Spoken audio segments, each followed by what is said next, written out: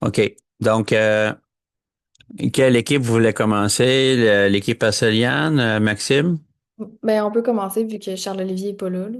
Oui, OK. Ouais, ben il nous a dit qu'il s'en vient, donc ça sera pas bien long. Ben, Est-ce que vous si vous préférez voulez vous commencer, c'est commencer? correct. On peut vous laisser aussi, ça dérange pas. Ouais, ben, je sais pas combien de temps ça va prendre pour qu'il vienne. Ok, ben on va commencer. On va commencer. C'est correct. Oui, allez-y. Parfait. Il faut juste partager. Mais ça, je pense Hmm. que c'est un document. Ceux qui sont ouverts. Hey. Dites-moi si ça fonctionne, là. Vous avez accès au partage. Bon, I Hmm. guess c'est celui-là. Ouais, mais là, on peut-tu sortir puis comme aller chercher genre ton document? Ouais, ils sont là. Ah. Vous pouvez minimiser la C'est pas dans fenêtre. un Mac, là, puis là, moi, j'haïs les Macs. Fait que Ah, OK, c'est bon. Si je je fais ça, comprends qu'est-ce que ça. vous voyez? Est-ce que vous voyez mon Oui, document? oui, oui, c'est parfait. Là, on le voit. Ben, go, tu Ok. vas te voir. Ouais, mais c'est pas celui-là. On veut. Ah, Je ok. vais juste. OK. Ok, attends, je vais mettre ça en haut. Ok. Puis là, on voulait présenter ça d'abord. Ça l'affiche pas. Ok, super. Donc, ben, pour la présentation, en fait, on va d'abord vous montrer notre situation problème là, qu'on a créée à l'esprit. Oui. Donc, on va la lire ensemble, puis on va faire un portrait de ce qu'on a créé. Ensuite, on va vous montrer la solution détaillée, là. Donc, on va faire un survol là, de ce que les élèves devaient, de quoi, ce qu'on attend des élèves pour résoudre la situation problème. Par la suite, on va vous montrer la grille de correction, puis on va terminer avec un petit survol sur nos intentions derrière cette situation problème-là, les obstacles attendus, puis les anticipations aussi. Ça Est-ce que va? vous pourriez grossir votre fenêtre un peu? OK, parfait. Ça Je peux va, ça? mettre ça du côté, hein, si tu veux. Moi, je vais mettre ça de même. Ouais, parfait. Attends, on va. Ok. Donc, notre citation problème, c'est mathématiques, acrobatique, choisir la rampe idéale. Donc, ça se passe dans un centre de ski, donc on pensait que ça allait être thématique avec la neige et tout dehors. Fait qu'on décide de faire ça. Euh, c'est un projet de construction que les élèves doivent faire. Euh, avec des fonctions. Donc, on a la section 1 qui décrit la rampe de ski. Puis, il y a deux modèles de rampe qui sont proposés. Puis, ils vont devoir faire des tests puis aller vérifier si chaque condition, si chaque rampe correspond à chaque condition. Tu peux là le contexte, ça vous plaît. Euh, On OK. peut le lire, là. Ben oui. Au centre de ski régional Mont-Cristal, un projet de construction d'une nouvelle rampe est envisagé afin de permettre aux athlètes de réaliser des sauts acrobatiques spectaculaires. Avant d'autoriser l'utilisation de la rampe, les ingénieurs doivent vérifier que la trajectoire des sauts respecte toutes les normes de sécurité. Donc ça va être nos conditions. Et la section suivante présente l'ensemble des informations fournies par les ingénieurs à propos de cette rampe. Fait que là, on a la section 1. Puis on dit de plus, la pente de réception, donc d'atterrissage, n'est pas horizontale. Elle est modélisée par la droite ici. Euh, Ça veut dire que dans le fond, quand le skieur va avoir Mhm. fait son saut, il va pas atterrir sur une pente qui est plate. Ça va être une pente modélisée comme Alice vous a dit par une droite.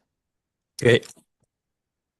Ensuite, on a les contraintes de sécurité. Donc, ça, c'est nos conditions, dans le fond, que chaque rampe doit respecter. Fait qu'on a le skieur doit franchir une barrière de 3,5 mètres au-dessus du bout de la rampe, placé à 8 mètres de distance horizontale depuis l'extrémité de la rampe. Donc, il faut qu'il passe par-dessus sans la toucher. Ensuite, l'atterrissage doit avoir lieu dans la zone prévue, située entre 16 et 22 mètres de la rampe. Puis, la distance entre le sommet de la trajectoire du saut et le point d'atterrissage doit être de maximum 10 mètres. Fait qu'ils vont devoir tester si, pour chacune des rampes, si ça respecte les trois conditions. Puis après ça, ils vont pouvoir choisir quelle rampe Ouais, parmi est les deux correcte. rampes qu'on a Ouais, présentées. parmi ces deux-là, A et B. OK. Ensuite, il y a la section 2. Donc, ça, on va faire une banderole. Donc, on veut décorer la pente d'atterrissage. Donc, le centre de ski prévoit aussi installer une banderole triangulaire publicitaire afin de promouvoir un commanditaire. Vue de côté, la banderole triangulaire est délimitée par le sol, la pente de réception des skieurs et une hauteur verticale de 6 mètres. elles forment un angle d'élévation de 22 degrés avec le sol. Puis là, on propose deux compagnies, puis ils vont devoir choisir ben, laquelle des compagnies offre un coût moindre. Donc, c'est ça. Et là, on a écrit la tâche de l'élève parce qu'après avoir vu les deux sections, il faut qu'il comprenne qu'est-ce qu'il doit faire avec tout ça. Donc, sa tâche, c'est déterminer quelle rampe, parmi les deux rampes qu'on a proposées précédemment, là, donc la rampe A ou la rampe B, respecte les contraintes de sécurité qu'on a lues déjà avec vous et quelle compagnie offre le contrat le plus économique pour l'installation de la banderole triangulaire. Fait que c'est comme séquencé en deux sections. D'abord, les élèves doivent choisir quelle rampe avec les contraintes de sécurité. Par la suite, ils doivent choisir quelle compagnie pour la banderole. Et on vous a mis un petit schéma pour aider la compréhension de l'élève, là. Donc, il voit clairement que le saut acrobatique va avoir une allure d'une fonction quadratique. Et on a la pente d'atterrissage qui est modélisée ici par le triangle fuchsia, là, lilas. C'est ça. OK. Puis on a laissé de l'espace pour qu'ils fassent leur démarche. Puis, à la fin, on a fait un tableau réponse. Donc, ils doivent remplir ce tableau-là. Pour la section 1, ils doivent mettre, bon, j'ai choisi la rampe A ou B. Ensuite, ils doivent justifier. Donc, est-ce que ça respecte la contrainte 1 parce qu'il y a une distance horizontale de 8 mètres, la hauteur du saut du skieur est de... Voilà. Fait que c'est comme une façon de laisser des traces. Le skieur atterrit à une distance horizontale de tant de mètres. Donc, dans le fond, ça va être la réponse qu'il va avoir obtenue quand il a fait le test, là, si ça fonctionnait. Puis, la distance entre le sommet du saut et le point d'atterrissage est de tant de mètres. OK. Puis, après ça, il va avoir, ben, j'ai choisi la compagnie, soit la première ou la deuxième. Puis, le coût de la banderole triangulaire va être de temps. OK. Et c'était pas mal ça pour la Mhm. situation. Là, si je vous montre euh, maintenant la solution. Est-ce que vous voyez la solution? Oui, oui, c'est Je bon. monte, je monte rapidement, c'est parce que je recommence vers le haut. Donc, pour avoir une note A, je vais vous montrer en fait ce à quoi on s'attend de l'élève. Euh, donc, d'abord, comme Alice vous a expliqué, il faut qu'il modélise la rampe. Donc, c'est bien beau avoir la règle, la fonction quadratique, mais ça correspond à quoi cette règle-là? Donc, l'élève ici, il l'a sous la forme générale, avec un A, un B, un C. Alors, avec les formules, il va pouvoir aller trouver le sommet de la parabole, le H et le K. Puis, de cette manière-là, c'est plus facile d'aller faire un petit schéma de la fonction quadratique. Donc, ça, c'est la rampe et le saut. C'est en fait ce qui est modélisé par l'axe des ordonnées. C'est la hauteur du saut. Donc, dès qu'il quitte la rampe, le skieur fait un saut acrobatique et il va atterrir sur la pente d'atterrissage qu'on avait mis comme petit dessin dans notre situation problème, là, qui est la banderole. Ici, on va venir placer une banderole. Donc ça, c'est pour la rampe A, il est capable d'aller placer son sommet. Et l'élève peut venir aussi placer la droite pour l'atterrissage, qui était moins 0,15 fois x moins 40. Une fois qu'il a fait ça, là, il peut s'attarder sur les trois contraintes, les conditions. Donc, la première condition, c'était de passer au-dessus de la barrière. Donc, ça veut dire quand à 3,5 mètres au-dessus, est-ce qu'il va être à une distance horizontale de 8 mètres? Alors, quand le x vaut 8, que vaut la hauteur? Donc, il faut respecter le 3,5 et on voit clairement que en remplaçant le x par 8, le skieur atteint une hauteur de 6,4 mètres, donc il est au-dessus de la barrière de sécurité. Alors, la condition 1, elle serait respectée. Par la suite, il va s'attarder à la condition 2. Donc là, cette fois-ci, c'est de voir est-ce que là où il va atterrir, c'est-tu une distance entre 16 mètres et 22 mètres horizontale, donc la valeur de X. Que vaut la valeur de X au point d'atterrissage? Et le point d'atterrissage, l'élève doit comprendre qu'en fait que c'est le point d'intersection entre la fonction quadratique et la droite. Donc, il faut faire une comparaison ici. Et là, il y a deux manières de trouver le point d'atterrissage, soit avec la formule des zéros. On peut aussi faire la factorisation. On peut aussi faire, c'était quoi l'autre méthode? Il y avait facto, il y avait les zéros, puis Bon, l'autre méthode m'échappe, là, on l'a noté dans notre document. Et là, il va trouver évidemment 2x. Donc là, il faut qu'il fasse un peu preuve de son jugement critique. Là, il sait que ça ne sera pas le premier x parce qu'on s'entend, si on continue ici la droite, on s'aperçoit qu'il y a un autre point où il va rencontrer la droite. Donc, c'est le premier. Nous, on ne veut pas le premier, on veut le deuxième à 21,39 mètres. Et là, est-ce que ça respecte notre condition? Est-ce qu'on se retrouve entre 16 et 22 mètres? Oui. Donc là, il faudra aller vérifier la troisième contrainte. La troisième contrainte, c'est la distance entre le sommet du saut et le point d'atterrissage. Donc, l'élève doit comprendre ici qu'il doit utiliser la formule de distance entre deux points. Il faut qu'il trouve, ben, il a déjà trouvé le sommet de la fonction quadratique. Tantôt, on l'avait sous la forme générale, mais avec les formules, il est capable d'aller trouver le h et le k. Et ensuite, le point d'atterrissage, bon, c'est déjà la valeur de x au point d'atterrissage qu'il va avoir déjà déterminé précédemment, là, le 21,39 mètres, ça se trouve à être le x. Il resterait juste à trouver la hauteur, donc le f de x. Donc là, l'élève doit aller remplacer 21,39 dans d'une des deux fonctions. Donc, ça peut être soit la fonction, la fonction quadratique ou la droite. Dans les deux cas, on arrive avec un x de 2,79 mètres. Alors, on sait alors que le sommet du saut acrobatique est déterminé par le point qu'on va avoir trouvé avec le h et le k, 12, 7,2. Puis l'atterrissage, c'est le point A, 21,39, 2,79. Il resterait juste à aller calculer la distance entre les deux points avec la formule. Et on s'aperçoit ici que 10,34, on a une distance de 10,37 mètres qui est c'est plus grand que 10 mètres. Donc, on ne respecte pas la condition 3 parce qu'on devait être maximum une distance de 10 mètres. Donc là, on s'aperçoit que la rampe A n'est pas la bonne rampe à utiliser. Ça serait plutôt la rampe B. Et la raison pour laquelle on a décidé, Alice et moi, de mettre dans la réponse, l'élève n'a pas juste à écrire je choisis la rampe A ou la rampe B, parce que si on avait juste mis ça, l'élève aurait pu s'arrêter ici puis dire bon, ben je sais que la rampe A, c'est pas la bonne rampe à choisir parce que la condition 3 n'est pas respectée. Fait que l'élève aurait pu juste simplement dire OK, ben je vais choisir la rampe B.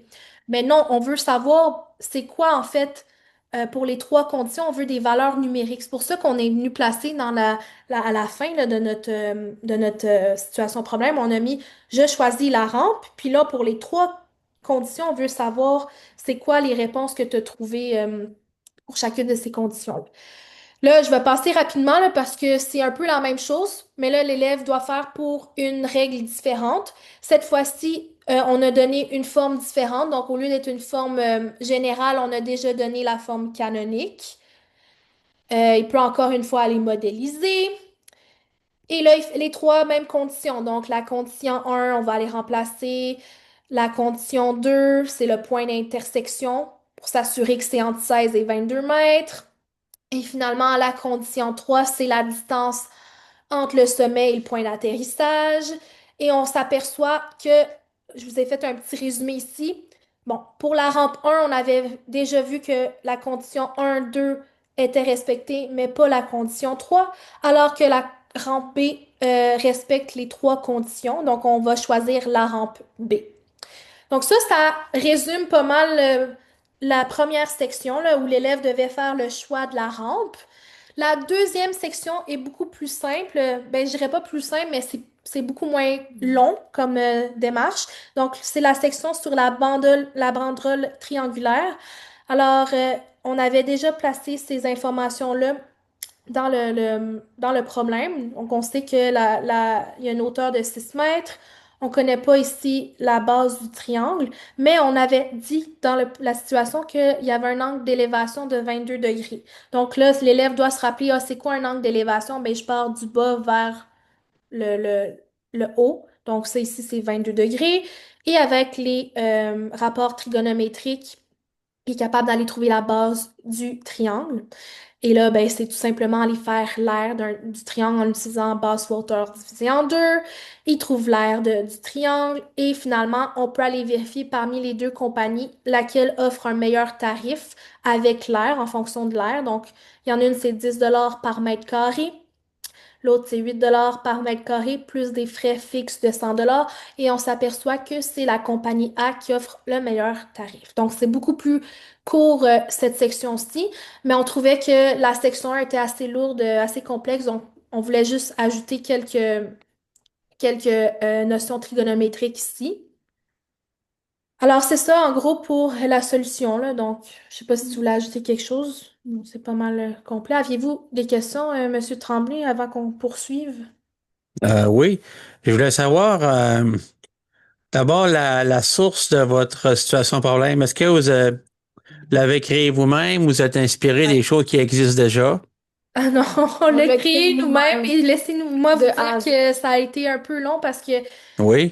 s'assurer que pour les trois conditions, ça fonctionne. Puis là, fallait essayer. On a joué beaucoup avec les paramètres, donc le H, le K. Fait que là, on y allait un peu par tâtonnement au début. C'est beaucoup. On s'est rendu compte après que ça aurait été probablement plus simple pour nous Qu'on de. s'inspire de quelque chose. Ouais. Oui, OK, parfait, oui.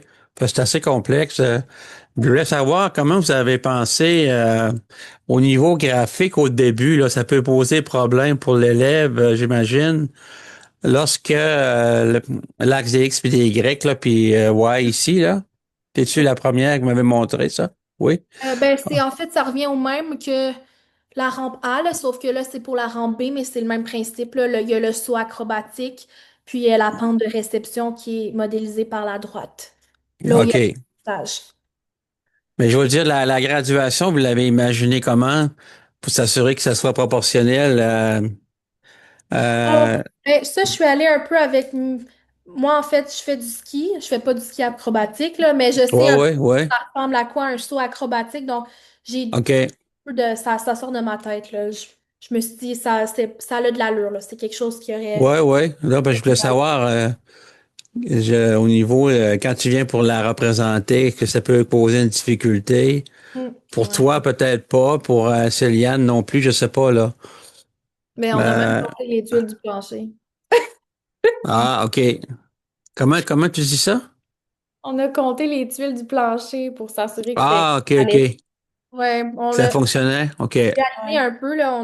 On est parti On a fait un saut dans notre dans notre tête, mais on était dans la cuisine, puis là, on calculait, OK, OK.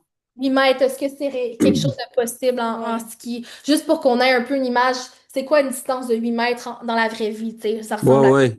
OK, parfait. Ouais. Oui, c'est bon. Oui, c'est les questions que je voulais vous demander. C'est bien, oui. La grande difficulté ici, là, maintenant que je vous donne le schéma, je peux tout de suite vous en parler. Là, pour l'élève, c'est peut-être au niveau, tu sais, on a deux distances. C'est exprimé en mètres et en mètres. Donc, OK. de s'assurer que l'élève comprenne, OK, ben, pour l'axe des abscisses, ben, c'est la distance horizontale en mètres à partir quand il quitte la rampe. OK? Donc, là, le skieur, là, normalement, il va arriver ici. Je sais pas si vous voyez ma flèche, là, mais Oui, oui, il oui. arrive pour qu'il puisse monter cette pente-là, il va déjà descendre une première pente. Fait que ça va le OK. faire à une certaine vitesse. Là, il va arriver ici, il va prendre son envol. Puis là, ici, c'est à partir de lorsqu'il quitte la rampe que là, on calcule la hauteur du saut. Donc, ce que j'ai OK. mis là en orange ici, là, qui est représenté par la fonction quadratique, ça se trouve à être la hauteur du saut. Mais il est pas réellement, tu sais, si je regarde ici, 8 Oui, mètres, oui. c'est la hauteur de son saut, mais c'est la hauteur du saut à partir de la rampe. Parce que la rampe OK. aussi, elle a une certaine hauteur aussi. Donc, il n'est pas réellement à 8 mètres. Il est peut-être à 15 mètres de hauteur, là. J'exagère, là, mais Oui, c'est ça. oui. OK. Fait que c'est pour ça que dans notre problème, on a écrit que c'était la hauteur du saut. Je pense si on revient, c'est dans la situation problème, on avait bien spécifié que c'était la hauteur du saut à partir de, OK. de- de la fin de la rampe de ski. Donc Ça ça va. un peu plus difficile pour l'élève. Sinon, on serait déjà rendu à la grille de correction.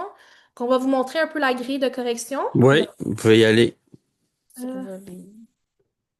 c'est ça? Non. Non. Et puis là, hein? Ok, je vais aller la chercher.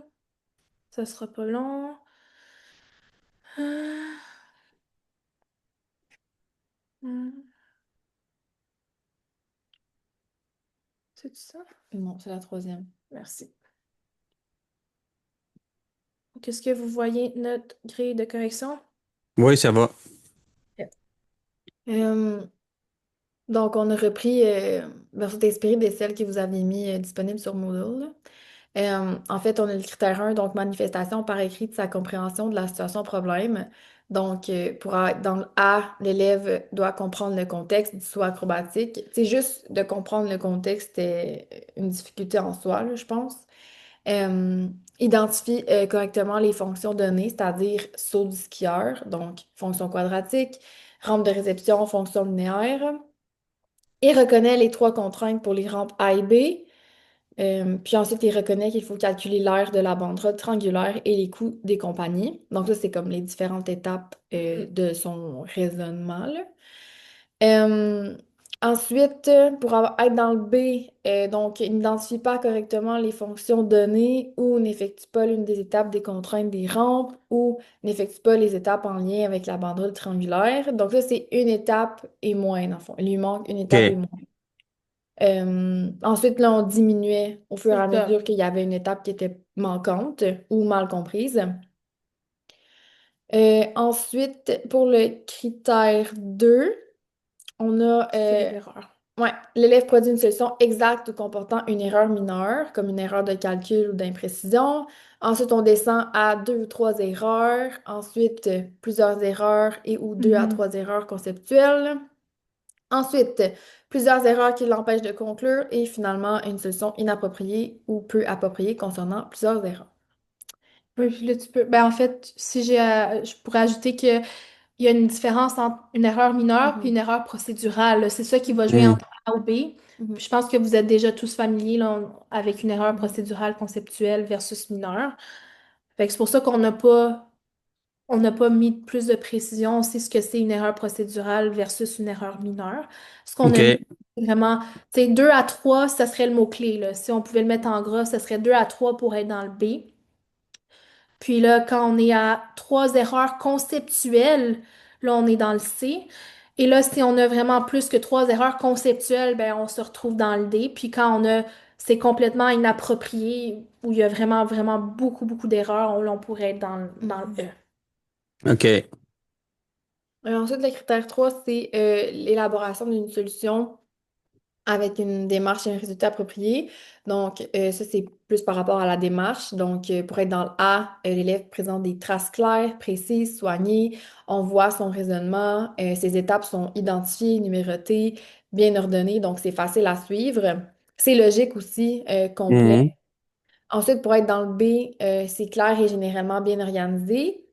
La majorité des étapes du raisonnement sont présentes. Le résultat est bien présenté, mais il y a quelques détails manquants, là. Par exemple, certaines justifications ou tu sais, c'est un peu moins clair. Pour être dans le C, c'est une démarche partiellement structurée avec des étapes incomplètes ou désordonnées. Les liens entre les étapes sont implicites, là, donc c'est difficile à suivre. Donc, ça manque un peu de rigueur. Pour être dans le D, c'est des traces peu organisées ou confuses. Donc, il y a des étapes qui sont absentes ou erronées et c'est difficile à suivre. Puis, pour être dans le E, ben, c'est des traces incomplètes, c'est brouillon, il n'y a pas de cohérence, c'est pas justifié, il y a des trucs qui sont faux. Donc, OK. ça. Pour le critère 4, Ça, l'élève valide sa solution de façon complète et rigoureuse en remplissant correctement les deux tableaux de réponse en justifiant clairement ses choix. Donc, c'est vraiment donc ce critère-là, ça va être plus évalué dans le tableau qu'on a créé à la fin, là. Euh, Mhm. Ensuite, l'élève valide adéquatement sa solution en complétant la majorité des éléments du tableau de réponse en formulant une justification pertinente. Puis, l'élève valide partiellement sa solution. Puis ensuite, là, valide difficilement sa solution, incomplet. Puis l'autre, c'est pas validé. Donc, il n'y avait rien écrit là, dans puis le... quand on dit valider, c'est vraiment, OK, j'ai choisi la rampe A, mais est-ce que j'ai mis mes trois données pour la contrainte 1, la contrainte 2, la contrainte 3? J'ai choisi la compagnie A, mais j'ai-tu mis le tarif que ça me coûte? Ça, c'est une Mhm. justification parce que tu ne peux juste. Sinon, c'est de faire comme un peu pile ou face. Ah, ben, je vais choisir Mhm. la rampe OK. B, Ouais. je me justifie. Puis ça fait partie du critère 4 au niveau de la validation des étapes, ben, pour valider, c'est avec les différentes réponses en valeur numérique, là. Ouais. OK. C'est très bien, oui. Il nous resterait les anticipations d'erreurs Oui, Ben, je sais pas si vous voulez, parce que ça fait quand même ouais, déjà ça un fait quand même bon un bout qu'on parle, là. 15 minutes. oui. Parce qu'on Ouais, a ben, pas, oui, vous allez ben, le voir, j'imagine, notre travail complet là, avec tu sais, les difficultés attendues. oui, oui, j'ai vu ça, oui.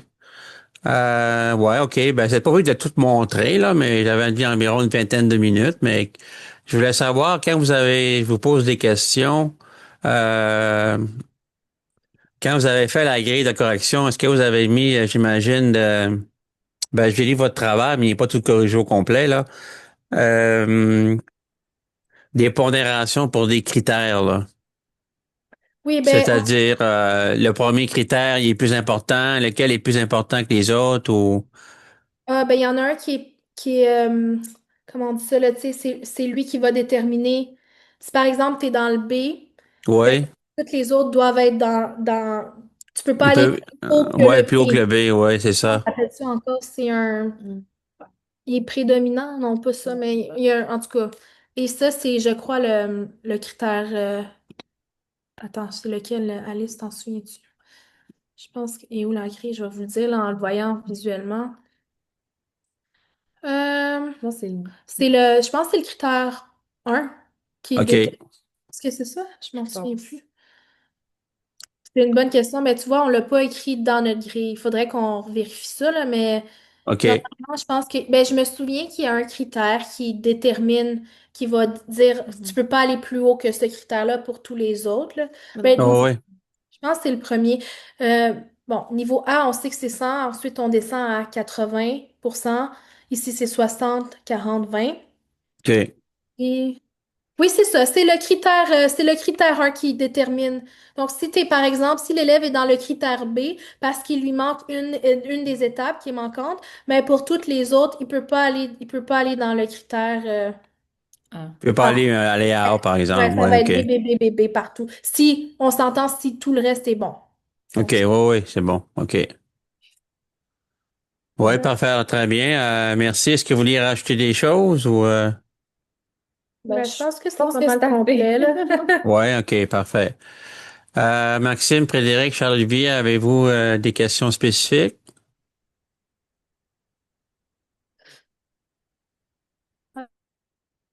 Vous êtes pas mal gêné ou non? Non, c'était bien. C'est Moi, j'ai bien? pas de de ma part, là. Non? C'était bon. C'est bon? OK. Ça va?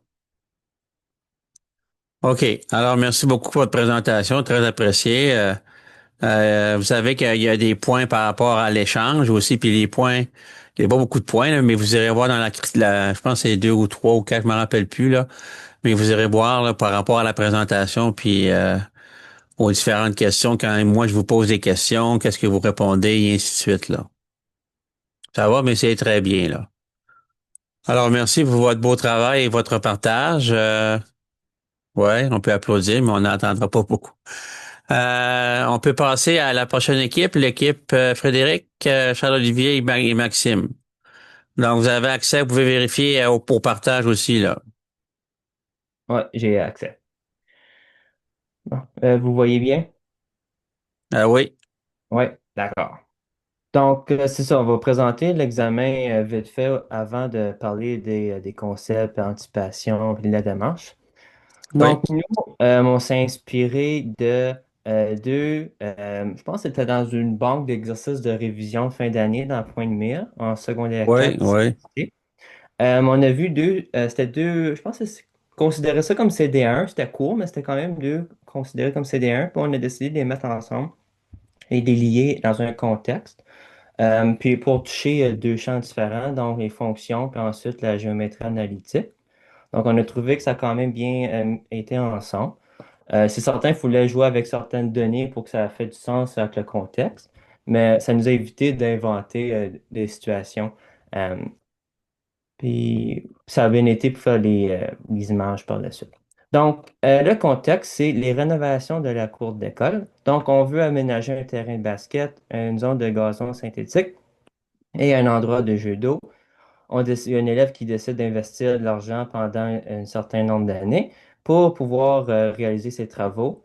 Donc, on a le terrain de basket qui coûte 32 du mètre carré, le gazon synthétique qui coûte une autre quantité d'argent selon le mètre carré, et pour la zone de jeu d'eau, même chose. Donc, on a le plan de la cour d'école qui est présenté ici. Ensuite, on veut savoir, ben, on a trois propositions de banque pour l'investissement. On voudrait savoir c'est quel investissement qui va permettre de réaliser le projet. Si le budget est insuffisant, ben, combien est-ce qu'il en manque? Puis on voudrait qu'il propose un moyen de parvenir à réaliser au mieux le projet de Mathilde. Donc, on a trois options d'investissement. Donc, on a la première ici. Donc, les deux premières, on voit que c'est des fonctions, on voit graphiquement. Et la troisième, c'est vraiment sous forme de mots. Donc, on touche une représentation qui est différente que juste regarder un graphique. Puis on voit le plan du terrain, on a des mesures de certains segments, on a des coordonnées, on est dans un plan cartésien. Donc, l'élève devrait se rendre compte qu'on est probablement en géométrie analytique. On a aussi les angles droits qui sont bien représentés, fait certain qu'il n'y a pas de confusion. Donc, les concepts sont touchés dans cette situation-là. Il y en a plusieurs. Les élèves ils ont potentiellement plusieurs, on va dire, pistes qu'ils peuvent prendre. Il y en a une qui est vraiment plus simple que les autres. Si ils prennent d'autres types de concepts, ben, ça se peut que ils rajoutent beaucoup de travail pour rien. Qu'est-ce qui est vraiment essentiel, cependant, c'est d'une part les fonctions polynomiales de degré zéro du premier degré, les droites. Vu qu'on est en CST, la fonction exponentielle, c'est vraiment juste AC exposant x. On ne touche pas d'autres formes différentes. La fonction en escalier, c'est vraiment sans la règle. C'est vraiment juste en regardant le graphique, on va voir, OK, ben, on a une suite qui se répète. Et on a la fonction qui est définie par partie. Ensuite, lorsqu'on tombe en géométrie analytique, on va calculer la distance entre deux points. On va avoir à déterminer l'équation d'une droite à l'aide de la pente et d'un point ou à l'aide de deux points. On va utiliser les notions de droite parallèle ou perpendiculaire pour trouver la pente de l'un ou la pente de l'autre. Là, ici, ça, c'est des options qui sont possibles aux élèves, mais qui peuvent prendre plus de temps. On aurait le rapport trigonométrique ici. Il y a différentes façons de calculer les triangles en géométrie analytique. On pourrait utiliser la formule d'Héron ou, comme une enseignante mais l'appeler la méthode sandwich avec AB sin de C sur 2. Donc, il y a différentes façons de trouver les aires des triangles, mais il y a vraiment une qui est la plus simple. C'est vraiment, si je ne me trompe pas, on calcule la distance en deux points. On fait base fois hauteur divisé par 2. Je pense que c'était elle qui était la plus rapide. Les intentions, bon, on a été voir dans la PFEQ, on a vraiment été recherché selon les compétences, mobiliser, appliquer des concepts et processus, recourir à différents modes de représentation. Donc, on voit, on a graphique, on a dans un plan cartésien, on a sous forme de texte, donc on varie les modes de représentation. Recourir au langage mathématique pour expliciter sa démarche. Bon, on fait faire certains qui utilisent la bonne notation, d'expliquer leur argument de façon rigoureuse. Ensuite, expliquer sa solution verbalement ou par écrit d'une manière compréhensible et structurée. On veut vraiment que la démarche soit claire, surtout pour une CD1. Et celle-ci a beaucoup de calculs à plusieurs étapes, donc on veut faire certain que les élèves ne se perdent pas dans leurs calculs. Dégager l'information contenue dans divers modes de représentation. Donc, regarder les indices qui sont donnés. Est-ce que j'ai tout ce qu'il faut pour passer à la prochaine étape ou il me manque certaines données? C'est à l'élève de le trouver. On a aussi déterminé les données manquantes, supplémentaires ou superflues, comme que je viens de mentionner. Utiliser des stratégies appropriées en s'appuyant sur des réseaux de concepts et de processus. Euh, on confronter ces données avec celles de la situation et de la tâche à accomplir. Donc, voir est-ce que mes résultats font du sens. On travaille avec l'argent, des mètres carrés. Donc, ils peuvent avoir une petite idée de est-ce que ça fait du sens ou non. Ensuite, dégager des lois, des règles et des propriétés. Donc, c'est vraiment voir qu'est-ce qu'on a comme travaillant en classe, ben, qu'on retrouve dans la situation problème. Ben, ils peuvent essayer de dégager ces lois, les règles et les propriétés qu'on a travaillé en classe. en classe. Donc, c'est pas mal ça pour les concepts et pas anticipation, les intentions de la situation de problème. Est-ce qu'il y a question ou ça va? Pour C'est l'instant, bon? ça va, c'est correct, oui. OK. Peut-être grossir un petit peu pour tout le monde Ah oui, la désolé. présentation. Oui, parfait. Donc, si je me trompe pas, ouais, maintenant, ça serait qu'est-ce qu'on peut anticiper dans la situation de problème? OK. Euh, ouais. Donc, en tant que tel, pour les connaissances antérieures, ça ressemble beaucoup au concept qu'on va avoir, parce qu'il y a quand même déjà des acquis que les élèves ont, là. Fait que si on pense notamment à Pythagore, trouver des aires, des triangles, ça peut revenir pas mal à la même chose. Euh, Puis il y a aussi des nouvelles choses qu'ils vont avoir appris là, durant l'année en secondaire 4, là. Fait que si on parle de sin costan, de la formule de Héron, de trouver la distance entre deux points, c'est des choses que les élèves vont pouvoir utiliser. Donc c'est des connaissances qui utilisent l'algèbre, ben, ça va être utile pour les fonctions. Résoudre un système d'équations de fonctions du premier degré à deux variables, c'est quelque chose qu'ils vont être capables d'aller faire. Et il va aussi avoir des concepts là, de géométrie analytique et de géométrie quand on parle pour les triangles. Euh, pour ce qui est des obstacles puis des questions de clarification que les élèves pourraient poser, euh, donc j'ai remis la question originale là, qu'on avait au départ, euh, parce que justement il y a certains points qui peuvent accrocher les élèves. Euh, Premièrement, si on regarde ça. Euh, Dans la question en tant que telle, on va voir que peut-être c'est pas possible de réaliser le projet. Puis ça, c'est quelque chose que les élèves, des fois, auront pas nécessairement, ils voudront pas aller vers ça. Si on leur dit de réaliser le projet, eux, ils vont penser que justement, il faut réaliser le projet, puis qu'on va avoir assez de budget, puis que tout va fonctionner. Euh, mais ici, ça se pourrait que ça ne fonctionne pas, dépendamment de quel budget on prend, ou juste que ça fonctionne pas, même si on prend le bon budget. Fait que c'est de préciser aux élèves que même si on prend euh, un budget en tant que tel, peut-être que ça fonctionne pas. Euh, Aussi, il pourrait avoir le fait que quand on investit le montant, un des montants, donc le 10 000 on va l'investir à un seul endroit, donc dans une seule des fonctions, et on ne pourra pas le répartir non plus, là, ça va juste être dans une seule des trois fonctions qui sont proposées qu'on va pouvoir l'investir. Fait qu'on va pas investir 10 000 dans chaque fonction. Ça va vraiment juste être un 10 000 qu'on investit, là, comme dans la vraie vie. Euh, Si j'ai 10 000 à investir, je peux pas l'investir trois fois, ça marcherait pas. Aussi, dans nos questions qu'on a mis, on parle, donc, une des sous-questions qu'on a, c'est que si le budget il est insuffisant, on veut savoir combien il va manquer pour réaliser le projet. Donc, si jamais notre budget est insuffisant, il y a une sous-question que les élèves ont besoin d'aller répondre et c'est de trouver ça va être quoi le budget qui va être manquant.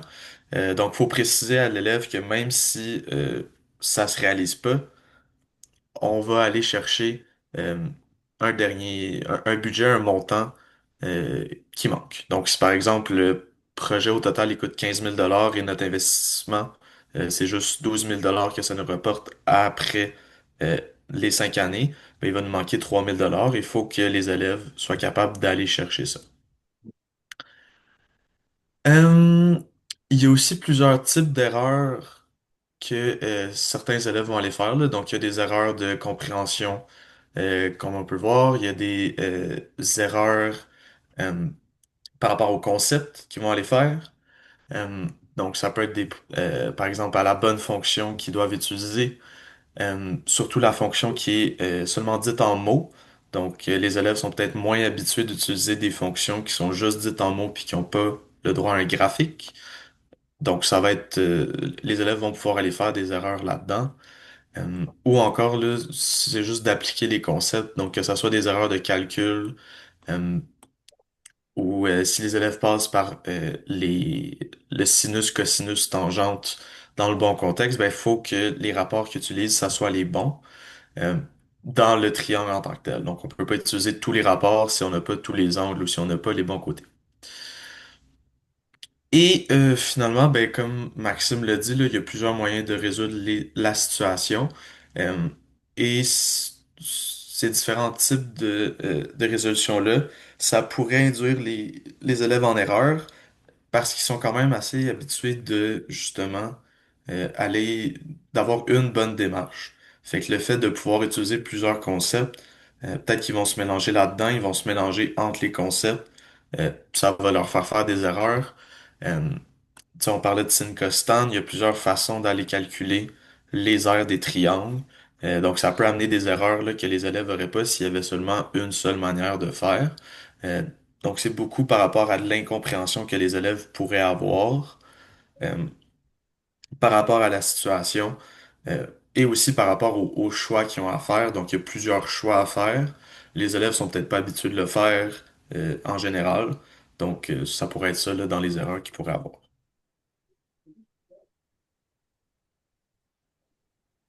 Ouais, donc ça, c'est pas mal toutes les différentes mesures, ben, différentes façons de le faire, qu'est-ce qu'on vient de vous présenter. Ça, c'est la résolution de notre situation problème. Je sais pas si Fred, tu Donc, peux la ouais. présenter brièvement. Ouais. Fait que, en gros, là, je vais aller quand même rapidement, là, mais pour ce problème-là, il fallait commencer par trouver l'équation de nos droites, parce qu'éventuellement, il faut trouver des points d'intersection pour calculer la distance entre des points. Donc, la première étape, c'était de remarquer ça, parce que sinon, on pouvait rien faire d'autre pour la première partie du problème.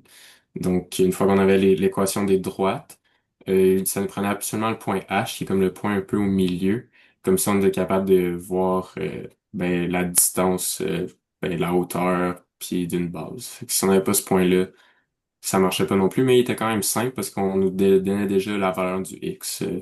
Là, moi, j'ai fait un petit schéma à peu près là, pour nous aider, là, mais dans la question que Maxime a présentée tantôt, là, on voit vraiment que la coordonnée en X est 1, fait que c'est assez facile de tout de suite remplacer la valeur dans une de nos fonctions, puis trouver que le point c'est 1,1. Là ensuite, il faut commencer à calculer l'air. Fait que faut juste pas que les élèves se trompent de zone, là. Donc il y a des couleurs, c'est pas tout le monde qui voit les couleurs, là. Fait que c'est pour ça que des fois c'est bien aussi de les nommer. Fait que moi j'ai mis AB pour bleu, là, mais peu importe, là, fallait juste pas que les élèves se trompent parce que le coût de chaque section est différent. Donc il pouvait commencer par l'air qu'il préférait, là, mais il fallait vraiment trouver la distance pour la base et ensuite la hauteur. Ce qui était pas si compliqué là, si les élèves avaient bien identifié les droites puis le point H. Donc une fois qu'on le fait pour le bleu, ben on le fait pour l'orange, puis on le fait pour le vert. Puis une fois qu'on a fait tout ça, là, on est capable d'aller multiplier par le coût par mètre carré, puis de trouver des montants. Une fois qu'ils ont trouvé ben, chacun des montants, ils vont pouvoir les additionner ensemble.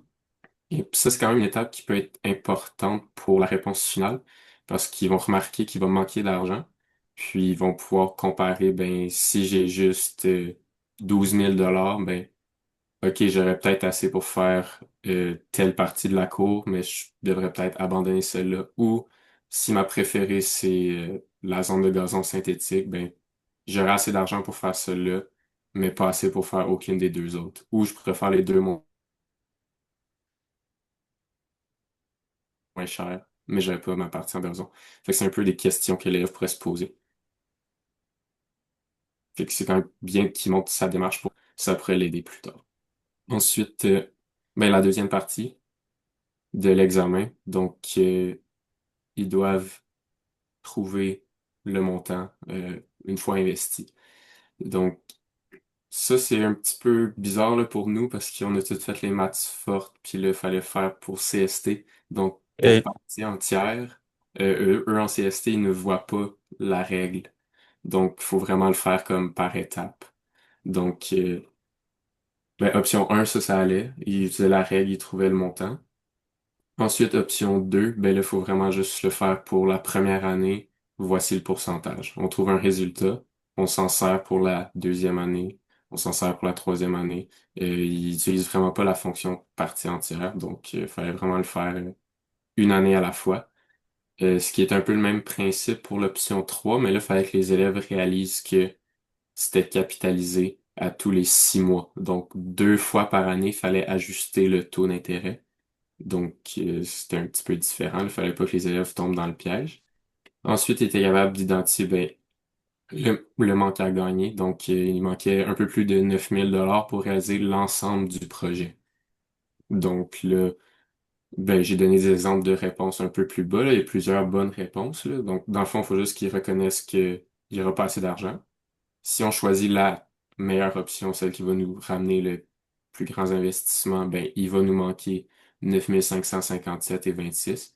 Puis là, ensuite, c'est de justifier, ben, est-ce qu'on fait juste la zone la plus chère, là, je pense qu'il était le gazon, ou, ouais. Donc, Ouais. est-ce qu'on fait juste la zone la plus chère qui est le gazon, ou on fait les deux autres zones qui sont un petit peu moins chères, donc les jeux d'eau, puis le terrain de basket. Et puis là, on peut aussi peut-être aller plus loin puis proposer d'autres solutions. Est-ce que Mathilde pourrait choisir d'attendre un peu puis de réaliser le projet pour la prochaine cohorte? Donc d'attendre un autre 5 ans, voir si on allait avoir assez d'argent. Ou peut-être qu'il y a des élèves qui pourraient dire on pourrait aller se renseigner auprès d'autres banques, s'il y a d'autres options. Fait c'est juste de faire réfléchir l'élève, c'est quoi des solutions quand même réalistes pour ça, parce que ça peut arriver là, de pas avoir assez de budget. Fait que là, j'ai un peu décrit qu'est-ce que ça prenait pour avoir la note A, la note B, la note C.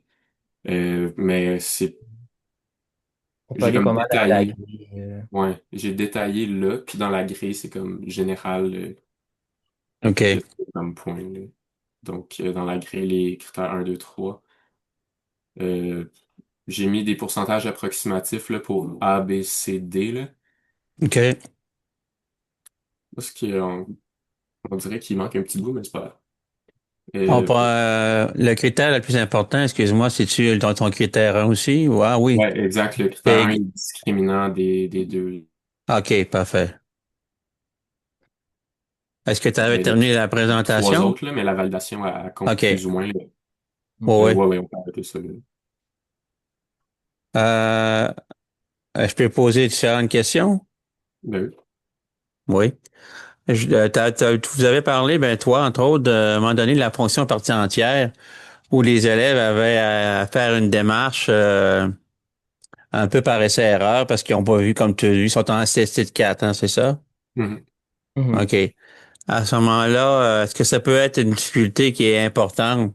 Ça peut être une difficulté importante. Là, j'ai lu votre travail, mais il n'est pas tout corrigé, là. Est-ce que qu'est-ce que vous en dites quand il arrive à solutionner ou... Ben, je pense ils l'ont travaillé visuellement. Euh, OK, Par exemple, on voit vraiment, OK, de 0 à 1, j'étais à un taux de 0,4.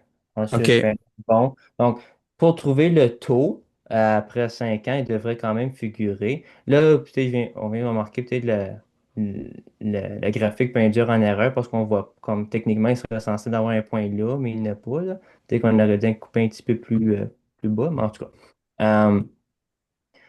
Comme ils peuvent quand même voir visuellement le taux.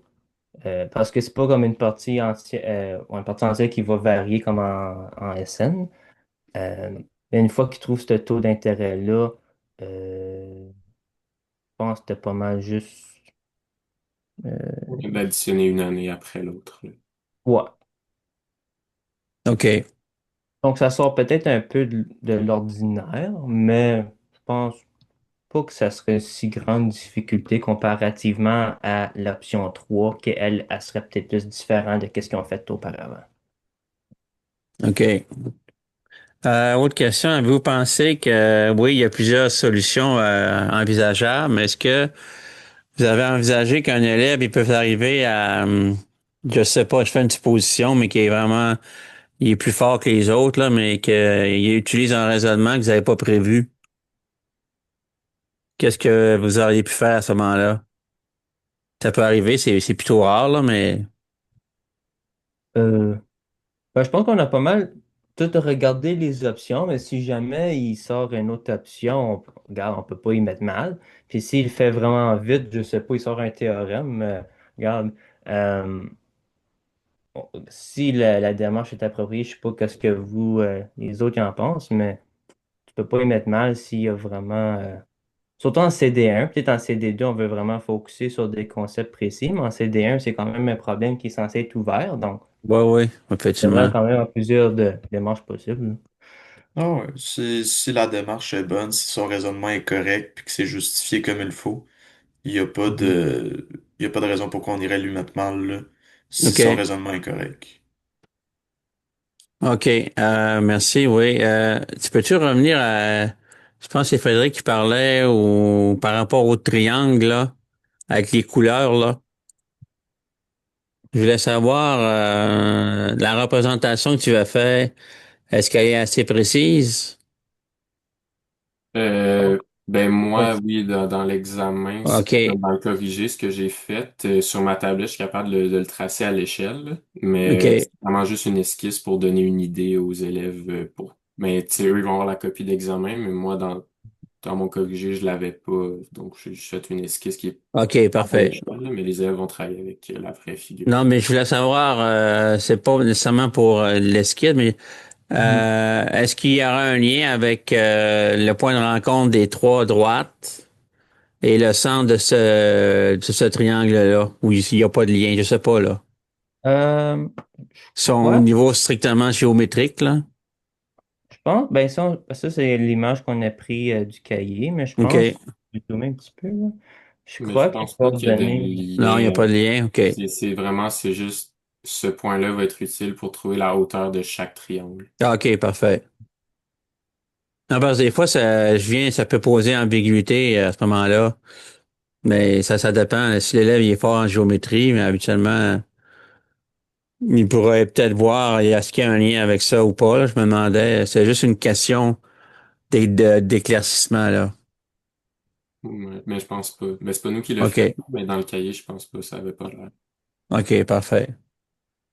C'est bon, ouais, que c'est pas mal tout. C'est un bon travail, là. Les autres, est-ce que si c'est mes questions, est-ce que vous aviez des choses à l'équipe de Céliane et puis voyons, j'ai oublié le nom. Alice. Allez, excuse-moi. Oui, avez-vous des questions à poser à vos collègues? Non, c'était très, très bon. Très beau travail, les gars. Oui. OK. Vous êtes gentils entre vous tout le temps comme ça ou? Oui. OK, parfait. Non, non, non. Oh Non, non, pas tout le temps. j'allais dire oui, mais On est toujours gentils. OK, c'est bon. Non, je vous agace un petit peu, là. OK, alors parfait. Donc, le but, c'est justement de partager vos situations problèmes. J'espère que vous avez apprécié l'expérience. Là, c'est le but, c'est de vous familiariser avec des types de problèmes différents, puis d'élaborer. La difficulté, c'est quand on vient. Je sais pas si vous avez déjà expérimenté juste rapidement là, mais pas aller trop longtemps sur ça. Quand on fait de la correction collective, avez-vous déjà expérimenté ça? Ouais. Parce que des fois, dans une situation de problème, ben, on s'entend pas nécessairement entre les lettres là, qu'on va attribuer ou le critère de correction. Donc, c'est assez complexe. Des fois, ça peut être complexe. Ça peut être embêtant aussi, là. C'est pour ça que je vous ai demandé je fais le lien avec, vous avez créé très bien les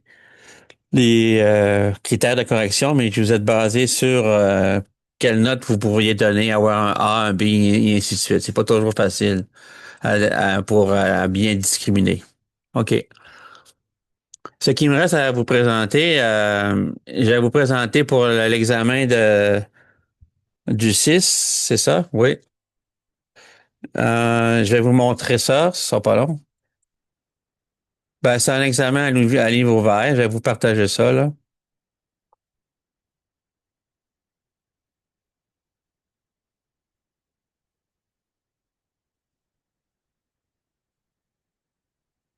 Est-ce que vous voyez bien le partage d'écran? Je Oui, vais le grossir un petit peu plus. un petit peu.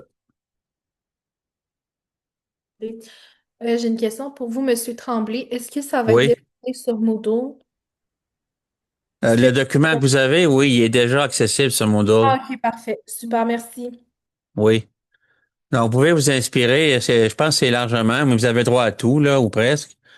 Euh, je vais juste faire un résumé, mais je prendrai pas une heure pour lire ça, là, mais je veux dire, puis en même temps, je vais vous dire les types de questions. Il va y avoir des questions des genres des vrais ou faux, là, plus sur, attends un petit peu, mais il n'y en aura pas beaucoup, là. Plus sur l'aspect historique, là. En tout cas, je vais vous le montrer, là, puis ça va être plus clair pour vous.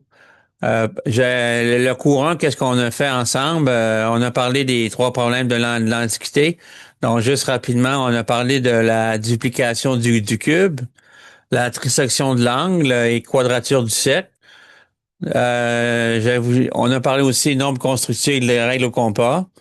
Donc, des genres de questions que je peux vous demander à l'examen, d'écrire les trois problèmes de l'Antiquité, en faire un paragraphe ou deux, là, puis des questions de type vrai, faux. Ça va? Le cours 2, on a parlé de problème, situation, problème. Donc, je vous ai présenté les distinctions possibles entre les problèmes et situations, problèmes. Donc, je vous ai fait un résumé ici.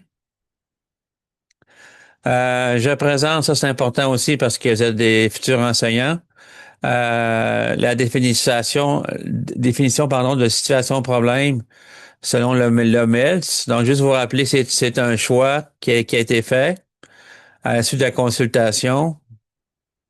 Vous la connaissez, je vous lirai pas tout ça, là.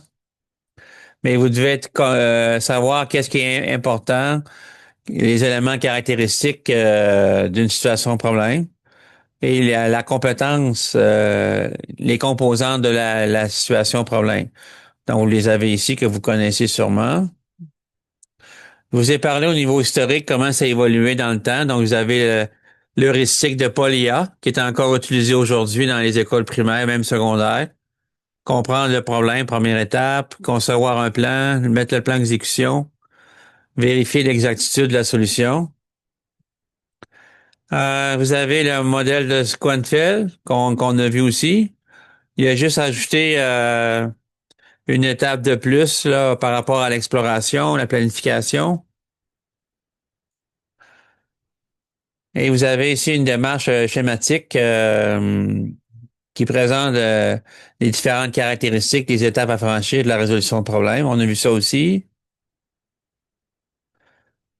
J'ai parlé du modèle de Mason et collaborateurs. Mason, c'est un mathématicien, je pense, à l'Université de Toronto. C'est un Canadien là, qui il a écrit des livres beaucoup sur la résolution de problèmes.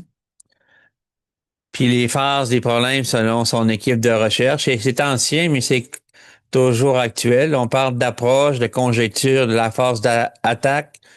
Puis là, je me suis ennuyé dans le cadre du cours, qu'est-ce que les problèmes ouverts? Qu'est-ce qu'on entend par, je vous ai mis on a une séance sur ça, des tâches open middle. Euh, on a vu aussi les tâches menu maths. On a expérimenté ceux qui étaient avec nous en lien avec ça. Des exemples que je peux vous demander. Une question courte, c'est quoi la distinction entre problème, situation, problème? Donc, il y a un élément plus théorique. Ça peut être des courtes questions vrai et faux. Et je vais sûrement vous faire résoudre un problème ouvert pour l'enseignement au secondaire. Donc, quand je parle de problème ouvert, c'est ceux qu'on a expérimentés. Donc, ça va être soit une tâche menu maths ou peut-être un open middle. On avait expérimenté les deux. Est-ce que vous rappelez qu'on l'avait fait ensemble? Sinon, vous étiez présent, vous pourriez aller voir dans les séances vidéo là, quand j'ai enregistré les séances, ça c'est la 2 ou la 3, vous irez voir. Bien sûr, ce qui m'intéresse, c'est sûr que là, on est limité dans le temps, là, ben que je regarde la démarche, qu'est-ce que vous avez fait. Si, par exemple, vous avez pas le temps de tout résoudre, c'est pas une tâche extrêmement complexe, mais et ensuite, ça, vous le savez, c'est le cours, il est en supervision. Fait que je peux pas aller très loin dans les problèmes. Fait que dans la correction, je vais en tenir compte aussi. Donc, vous êtes familier avec ça. Je peux pas exiger vous poser un problème très, très complexe, là. Mais je regarde votre démarche. Puis qu'est-ce que vous avez vu? Il faut toujours qu'il y ait 3 exemples. L'exemple que vous avez trouvé, que ça fonctionne pas, et ainsi de suite. Donc, je vous rappelle de réaller voir, aller voir encore une fois, ou vous rafraîchir la mémoire. Qu'est-ce que ces différents types de problèmes qu'on peut inclure comme inclure, oui, dans les problèmes ouverts. Ensuite, cours 3, on a parlé résolution d'énigmes, les jeux de curiosité mathématique. Bon, là, il y a beaucoup, je vous ai présenté, c'est plus l'expérimentation. On se demandait s'il y avait des typologies possibles. Vous avez une panoplie, là, mais c'est beaucoup plus travaillé au niveau en Europe qu'ici au Canada, mais il en existe au Canada aussi. Puis vous avez des jeux qui sont construits par les profs et avec des objectifs spécifiques ou pédagogiques, là. Les jeux de pavage, les jeux de pliage, d'assemblage et concours mathématiques du Québec comme Optimat, etc., de l'AMQ. Je vous rassure, je vous demanderai pas un problème dans les concours nationaux. C'est pas le but là de vous faire travailler ça. Mais je peux vous demander un petit concours. Ce n'est pas un problème complexe. Ça veut pas dire que je vais insister sur ça. Ça se peut qu'il n'y en ait pas non plus. Ça va? Cours 4, c'est la résolution de problèmes mathématiques qui fait appel aux technologies. On a expérimenté un petit peu avec GeoGebra. Vous êtes tous plus ou moins familiers avec ça. Je vous ai fait expérimenter avec Demo aussi ou Desmos. Ce que je peux vous demander, j'irai pas très loin dans GeoGebra parce que c'est compliqué en ligne, là, mais je vous ferai pas résoudre un problème avec GeoGebra. Mais je peux vous demander, par exemple, c'est quoi les avantages, les inconvénients? J'en ai parlé d'utiliser GeoGebra, Desmos par rapport à l'enseignement au secondaire. Donc, vous irez voir, je pense que j'avais un article qu'on avait regardé. Sinon, vous irez voir dans les diapositives, le diaporama de la séance 4. Cours 5, on a parlé un petit peu plus, sujet plus pointu, des résolutions. C'est pas vraiment des problèmes ouverts, mais c'est important que vous soyez, ça fait partie de votre plan de cours avec moi, là. Des résolutions d'équations algébriques de troisième, quatrième degré et des conjectures. Donc, je vous poserai pas de questions sur l'aspect historique. Je ne penserais, non, je le ferai pas, là. Bah, c'est juste du par cœur, c'est pas vraiment utile, mais vous devez savoir, juste à titre d'info, que vous, comme enseignant, vous savez d'où ça vient, Cardan et Viette, là. Vous avez les Italiens qui ont travaillé ça dans la Renaissance. Je vous parle des conjectures. Donc, c'est probable que je vous demande une ou l'autre de ces questions-là. Si je vous demande de résoudre des équations de troisième degré, j'irai pas très loin non plus. Donc, vous irez voir ceux qui étaient présents avec moi. On avait résolu des petites équations. Si vous avez des questions, vous pouvez m'envoyer un courriel que je puisse vous aider. Mais je vous demanderai pas de résoudre avec les formules de Cardan, là. D'être capable de résoudre des équations en factorisant puis en le transformant l'équation cubique en équation de deuxième degré. Je peux vous demander de résoudre une conjecture pour l'enseignement au secondaire aussi. On en avait expérimenté. Là, encore une fois, au secondaire, on est limité, j'en ai parlé, à l'exemplification. Donc, le ministère considère qu'il y a une résolution, c'est acceptable. C'est même très bien. Si vous trouvez 3 exemples, puis là, vous pouvez amener à la généralisation. La meilleure réussite pour faire la conjecture, c'est passer par l'algèbre. Mais je dirais pas, c'est pas nécessaire. Si vous passez pas par l'algèbre, Vous donner trois exemples, c'est suffisant. Je peux pas aller très loin non plus, mais comme on a expérimenté en classe, vous irez voir. Si vous étiez absent pour X raison, là, vous irez voir dans ça, c'est la séance 5. C'est ça. Après ça, je pense que j'ai terminé. Puis la durée de l'examen est 2 heures. C'est, vous avez le tiers du temps, ceux et celles, je vais aller vérifier, là, qui ont du temps sup. Ben, je peux vous le demander tout de suite, mais je vais aller voir, est-ce que parmi vous, il y en a une couple, quelques-uns qui ont du temps supplémentaire dans leur plan? Ouais, il y a moi. OK. Est-ce qu'il y en a d'autres? Non. Ça va? OK. Je sais pas, vous avez des questions à me poser par rapport à l'évaluation? Moi, j'ai une petite question. Parce que Oui. là, vous avez dit qu'on a 2 heures pour la faire, mais là, si je vois votre document, ça fait vraiment beaucoup. Plus, il faut prendre les photos aussi de ce qu'on doit faire. OK. Est-ce que c'est, est-ce que 2 heures, c'est suffisant pour le contenu? Ben, je peux rajouter 30 minutes, là, mais la dernière fois que l'année passée, l'autre, je l'avais fait à l'hiver aussi, il me semble que c'était ça. Je vais vérifier, mais je peux rajouter 30 minutes, il n'y a pas de problème pour ça. Ça devrait être suffisant, puis je Ça va nous pénalise pas. laisser le temps aussi de prendre Oui, en oui. photographie nos Oui. démarches parce que là, si on doit résoudre des conjectures puis des tâches menu maths, il faut qu'on ait le temps de vous l'envoyer Oui, aussi. il n'y a pas de problème. Ok, merci. Vous êtes tous à l'aise à mettre tous dans le même document, ça va être sur Moodle, là. Probablement un document Word, mais vous pouvez mettre justement, c'est Yann qui parlait, quand vous avez à écrire à la main, c'est préférable qu'à l'ordinateur. Ben, c'est comme vous voulez. Puis là, vous pouvez prendre des photos, puis les inclure. Vous êtes à l'aise avec ça?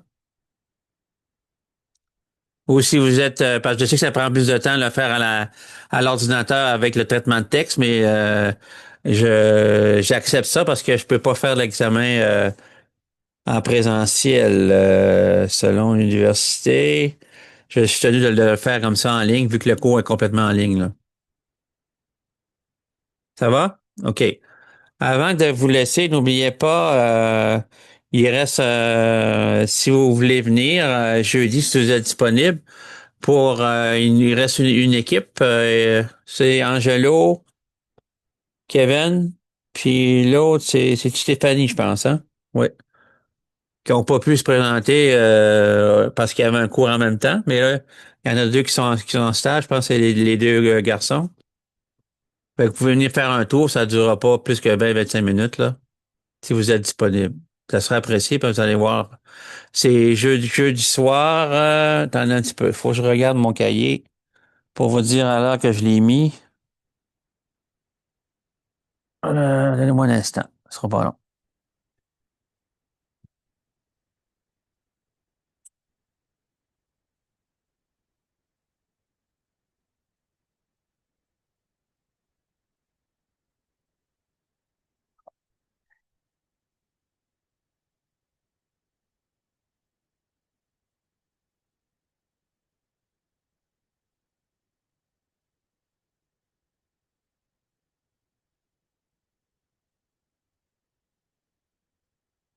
OK.